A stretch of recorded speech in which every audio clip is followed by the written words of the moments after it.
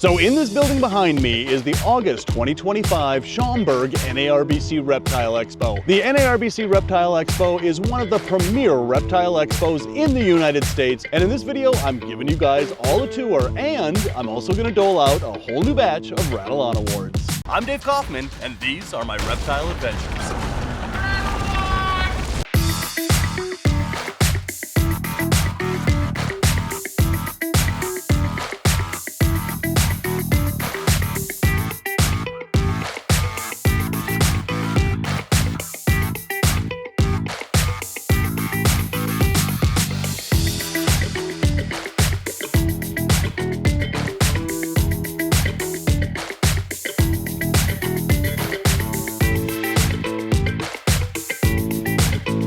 So, Garrett, it's been a while since you've been on my channel. It has been a minute. It has been a minute ever since you won the Rattle On Award for the best display, which you could win every year. Which was the first ever Rattle On Award of any kind. Was it really? Wow, I give these things out and I don't even know that. The Rattle On Awards that year, and you're like, oh my gosh, I need a best display column because we had the best display. You should be a Dave Kaufman's reptile adventure historian. I already am. Because clearly I am not. But you constantly push the envelope in such an amazing direction with super dwarfs and dwarf retics. So this is pretty cool. One of the things with super dwarf retics, it takes a long time to get a genetic mutation from the mainlands down to an appropriate size and percentage to call them a super dwarf. What we have here are two new recessive genetic traits for super dwarfs that this is the first show either of them have ever been to. So no one has seen these outside of our shop yet. This is a genetic stripe, which is a classic and beautiful reticulated mutation, but this particular one with the super dwarf in it really made some crazy bold contrast in colors. It's got sunfire in there as well, and possibly tiger. Your viewers can let me know. Yeah, comment below. You think that has tiger in it? What do you guys think? Look at those stripes. Very formal. Very. And then this one's a little bit more of a party animal here. So well, this aren't all pieds party animals? That's why I love them so much. It's one of my favorite mutations in any species, honestly. And so what we have here is a tiger and or super tiger pied. This one also might be anery. It looks like a panda pied. You see how the black? Look at that. Especially down on his tail. Look at this cool tail with the black blushed out marking. And there were aneries within this clutch coming from the super dwarf side. So not only would this be the first super dwarf pied, it would be the first anery piebalds, because that is, the anery is a naturally occurring mutation within super dwarf island populations. That is insane. Yeah. So these are two world's firsts in your hands, never seen by the public yet. Right here just for you. All right, so now we have to make a decision. Vote for me. It's been so long since I won any Dave Awards. Well, we can only give out one Rattle On Award. Oh gosh. So comment below. Should the Rattle On Award winner go to the pied retic, or should the Rattle On Award winner go to the possible tiger striped super dwarf reticulated python? Comment below and you guys pick the winner of the 2025 Schaumburg Reptile Expo Rattle On Awards for the best snake. I'm really excited to see what you guys think. Or is Garrett the Rattle On Award winner for the best snake? Comment below, let us know. These are absolutely amazing. Thanks, buddy. And so you just had Retic Fest, of which I was probably the only YouTuber in the world that wasn't there. Yes, are you fearing missing out? Big FOMO. And I will not miss another one. But I could have seen these in their natural habitat, which is your facility. That's it. And I missed out. So what's next for Reach Out Reptiles? Actually, it has nothing to do with Reach Out Reptiles. We actually just formed we got our official clearance as a public charity, 501c3, for the Pittsburgh Python Museum. So we're actually going to be building a large educational facility that focuses on conservation. And Dave, I think you and I are going to have to go do a little research on these guys in the wild to help the nonprofit. I think we need to get on a boat and go hit every single island. Sounds like fun. But yeah, that's what I'm thinking, honestly. That is fantastic. Congratulations on that. That is fantastic. There is always something new and exciting going on over here at Reach Out Reptiles, and it's just not going to stop. I mean, you are one of the pioneers and one of the innovators in our entire hobby. And man, what you produce, well deserved. It's so fun to see. I can't wait till you come to the next Retic Fest, because your video from so many years ago where you were in my basement looking at the foundational pieces to make these snakes that we're staring at today and how far it's come. You've been there from the beginning, so thank you, Dave. Yeah, no, I love what you do, and I get personally excited to see what you produce. So you're doing all the hard work, I'm getting all the excitement, which I think is a fair trade. That is amazing. But going back to your display, you've got something new, and that's these enclosures over here. So these are actually custom made for us by Tarantula Cribs. Look at if these. you guys remember the last Rattle On Display Awards, there was one faulty thing about them that I didn't realize in the beginning. And it was that we had these cool big pallet wood walls, but the displays were set for Garrett-sized people. And we really want smaller people to be able to fall in love with them for the first time, with the Garrett-sized people able to see the animals as well. So you can tell by the handprints right? on Look at the these new displays smudges.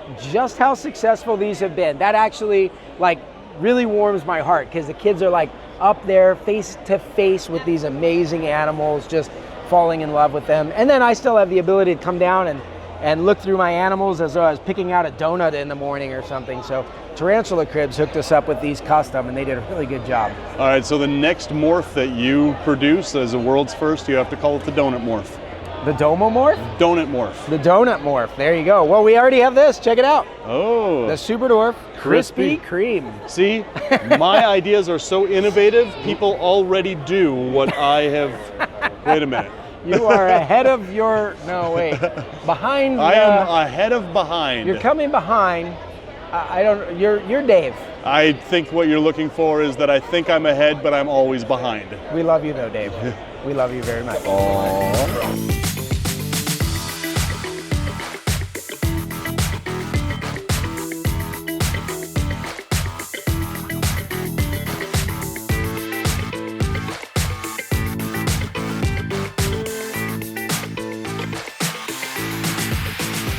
Zilla has everything you need for your reptile pets, from caging to lighting and everything in between. To see their entire catalog and find out where you can get Zilla products near you, visit zillarules.com. All right, so I'm over here at Bill & Co. with Joe Bill. Yep. And Joe, what do you got there? So these are Pictonatus, spiny-tailed iguanas from Mexico. Yeah, these are cool. So this is a pied pectinata, not very uncommon. They're not like a pied reticulated python or a pied ball python. The way that the pied kind of shows up on this lizard is it shows up kind of like almost granity like that, which is kind of cool. It doesn't show up in big blotches like we're used to with some pieds. But now this one has a story, and the genetics of this one is pretty interesting. So this one's related to the South Tex geckos, ones that produced the original albinos. We are working on proving him out to hold albino, and then if we prove him out to hold albino, we're going to cross him with the oranges, and then we're going to go for an orange albino. We've got some eggs incubating, so we'll see how they turn out, and if we do prove it out to hold albino, then we're going to cross those. We're going to cross him into the oranges, and then we're going to go for this orange to get orange albinos, because orange comes through the albino. Right. And it would be like a crimson. So I'm kind of following the green iguana trail with just the species. Right up here, that's what the oranges are going to look like as adults. You don't have an adult here, unfortunately, to show us, but you got these photos. These are just amazing. So they start out green, bright green, like a green iguana, and then they transform into their colors as they grow. This smaller one here is going to have a higher contrast with more of the tigering. They call them Florida oranges, and I believe that this line is just the brightest orange that I've ever seen, and that's why they call them the orange tigers. They have the tigering pattern.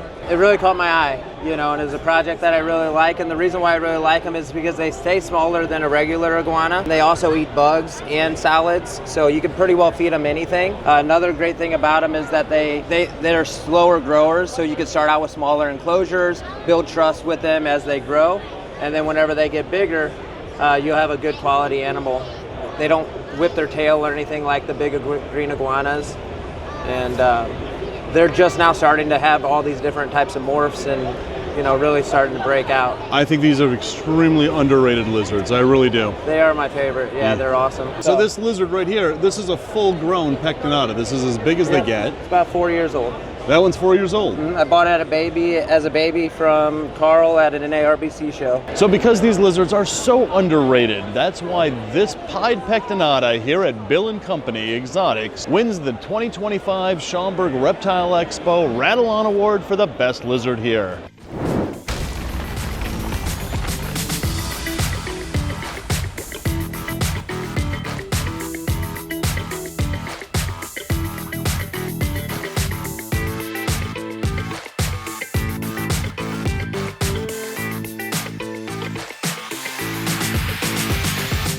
All right, so I'm with Tom over at One Love Tarantulas. You're right down the street from me in Minnesota, and we've done a video together on your arachnids. We've got to do a follow-up on that. But for the best arachnid here at the Schaumburg Expo, we've got this guy. Tell us all about him. Yeah, so we got the Brachypelma bomi, the Mexican fireleg. It's one of the more common, well-known species. A lot of people have been looking at this one throughout the show this weekend. It's really bright. It molted about a week ago, so it's got those real nice, you know, bright reds and light oranges. They can sometimes be a tolerant species to handle, but for the most part, just like fish, we keep hands off. If they come out, run out onto your hand, you know, you just kind of guide them right back in. But they're super easy to keep, super hardy, drought tolerant. We feed them once a week, maybe every other week, depending when they get to be this size, and just make sure they have water to drink. Wow, and that's that simple.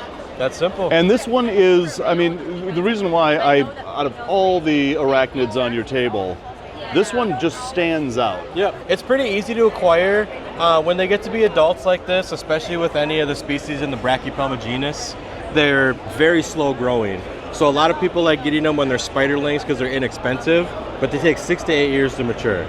Okay. So when they're this big, that's when people kind of want them because it's already got that nice, pretty coloration. Absolutely. So how friendly is this guy? Can we pick him up? We can try and see how he is. He's already kicking hair. Yeah, so yeah, I just saw that. He's not looking too happy. Yeah, so let's leave him in there. I don't want him to get a bare butt on my account. Absolutely. You are the one table that has the most, just not people, but just like a mob around you. Yeah. So that kind of tells you that arachnid keeping is exploding right now. Absolutely. I mean, ever since, even during the pandemic, you know, before, but after the pandemic and Expo started opening back up, I mean, it was like Pokemon for a lot of people, you know, got to catch them all. Absolutely. And, you know, as we continue to grow and have more and more species available and larger specimens, a lot of people, they got so much during the pandemic and they end up getting out and they say, I have all these tarantulas, can't take care of them, will you take them? And that's how we end up with a lot of our larger specimens. It's just people who got too many too quick, and that's why we always like to tell people, only get what you can take care of properly. Absolutely. So in the arachnid world, as opposed to the reptile world, you use just the scientific names for the arachnids, where we use common names for a lot of the reptiles. Right. What is the common name of this dude? So the common name of this one is going to be the Mexican fireleg. Scientific is the Brachypelma bomi. But yeah, scientific names, we like scientific names because there's so many different species and so many within each genus. Absolutely. It's easier when they have a list, but when people only know common names, we can usually break it down to exactly what they're looking for. Mexican fireleg. That's such a cool name. I would use that over the scientific, I think. Absolutely. These are amazing. Always great to see you with these expos. You as well. And it's really cool to see arachnid keeping taking off like it is. Yeah. And that's why I wanted to give this award for the best arachnid to the Mexican fireleg. If you haven't heard of Palm Street yet, you've got to check this out. It's a new online marketplace where you can see your new reptile through either live streams or direct from the breeder listings. The best part is all sellers are vetted to ensure your new reptile is healthy, and there are even exclusive perks for new members and so much more. Palm Street makes shopping for your new reptile fun. Check them out for yourself by hitting the link in the description below. All right, so over here we have Lucas from Cold Blooded Parties and Reptile Mini Zoo. You're located in Wisconsin. McHenry, Illinois. Well, so like right over the border from Wisconsin. Just by the border, yeah. This is absolutely incredible. The teepee itself actually came from a very good family friend of ours. The canvas itself is 26 years old. We've personally had it about 4 years now. This is kind of one of our side hobbies besides reptiles. And then with our mini zoo, doing all of our educational programs, we do a lot of schools, libraries, birthday parties, you name it, we cater to it. We figured for NARBC this year, we would take both sides of our worlds and just mix them together. So what we did is we decided to go all US and North American native species and just kind of highlight some of the really cool stuff that is found here in North America and the stuff that we might pass every single day and not appreciate enough for the beauty that is in this country. I love it. And so now this is free for people to come in. Yes. You're not selling anything. Nope. You're not selling tickets to go into the teepee. You have this really incredible display that's open to the public. So you don't just have reptiles that are native to the upper Midwest. Here we have a diamondback terrapin, which is native to the southeastern United States. I mean, who doesn't love a diamondback terrapin? Yeah, people don't realize the different colorations, patterns that we have in turtles. A lot of people around here that we come across, they think, okay, it's turtle. They go automatic towards snapping turtle or painted turtle. Painted turtle. These guys with their skin pattern, I mean, they're like little dragon fruits on the inside is what they kind of look like. But I never thought of it that way, but now I'm never going to look at these the same way again. Down here, we've got a little fire going. That's why it's so hot in here. This is really amazing. How long did it take you to set this up? The main canvas about 45 minutes. Over here we have, of course, one of my favorite snakes native to this area, the bull snake. So how many reptiles do you have in your care right now? In our care, we have about 70 species, about 200 animals. 200 animals? Yeah, so at our facility, at our actual public facility, we have about 30 species on display. We've been doing educational programs for right around 10 years now, and we opened the zoo about 2 years ago, and I've been cranking ever since. We're already shopping for another building. We want something bigger. That's fantastic. Yeah, getting bigger. This one, I love these little guys right here. So this is a California forest scorpion. So these guys are only found in a small part of the redwood forest and the oak woodlands. So they are a small demographic, a very northern demographic, and a high humidity, high moisture species. So people think scorpions, they think desert. Right. These guys are not. They like it. They like it very, very wet, and they're typically found like eastern rock faces where it's more damp than the western sides. So. Well, I gotta say, this is one of the most amazing displays I've ever seen at a reptile expo. I love that you have it open up to the public. You're not like charging $10 to go into the teepee, which is really cool. And I love what you've designed in here. This is by far the best display here at the Schaumburg Reptile Expo. I appreciate it. I appreciate it. Yeah, it was a labor of love. It took a lot of work, but we're happy to have everybody enjoy it. Because this is not only innovative, but historical. This is why Cold Blooded Parties and Reptile Mini Zoo wins the Rattle On Award for the 2025 Schaumburg NARBC Reptile Expo. So congratulations to the August 2025 Schaumburg NARBC Rattle On Award winners. So I just want to give a real quick shout out and a thank you to all of my Patreon supporters. If you would like to become a Patreon supporter and help support this channel, that link is in the description below. And guys, as always, thanks for watching. And until the next reptile adventure, love the planet, feed your reptile obsession, and rattle on.